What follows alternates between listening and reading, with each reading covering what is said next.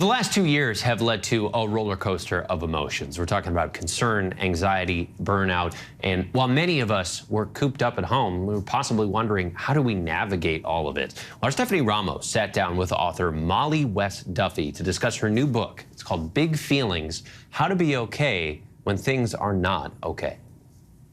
Mollie, big feelings are certainly something many have been dealing with now more than ever, as we see terms like pandemic anxiety, Zoom fatigue, and COVID burnout. In this book, you look to address this overwhelming cycle of emotions that so many find themselves caught up in, especially during these days. How does someone go about taking those first steps forward? The first step is about sitting with the emotion. So even though we've been taught that some of these emotions are bad, so we feel like it's bad to feel anger, regret, comparison, they may be uncomfortable, but there are still things that we can learn from them. They're not necessarily good or bad. And when we suppress them or ignore them, we don't get to learn from them. So for example, with anger can be a sign that we're actually afraid of something, or that something that we care about has been violated, and that gives us information for what to do next.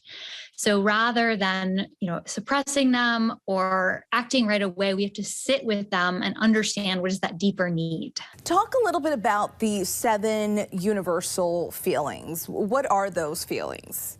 The 7 emotions that we cover in the book are uncertainty, burnout, despair, anger, regret, perfectionism, and comparison. And the reason we talk about those emotions is those emotions are very prevalent in our modern world due to technology, the pandemic, the state of our workplace, our families, all of these things. And they can feel overwhelming.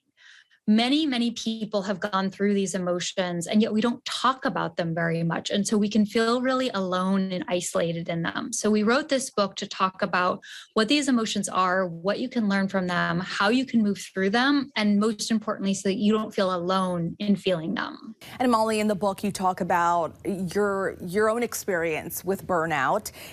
Based on your research and the experts that you've spoken to, how do you combat that? Like, you want to do your best at work, you want to do your best for your family, but when you're feeling burnt out, how do you fix it?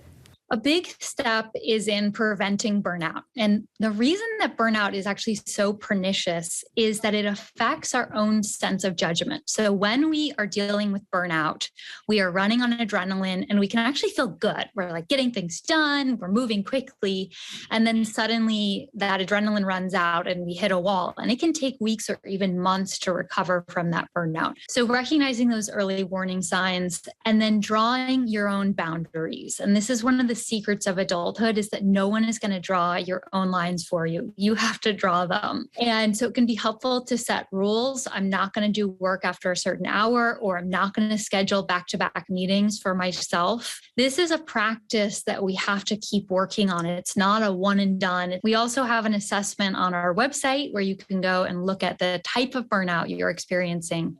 So the research shows there's actually 3 types of burnout. The one that we think about most often is exhaustion, but there's also a feeling of cynicism and a feeling of ineffectiveness. And so figuring out which one or all 3 of those you're feeling can be helpful.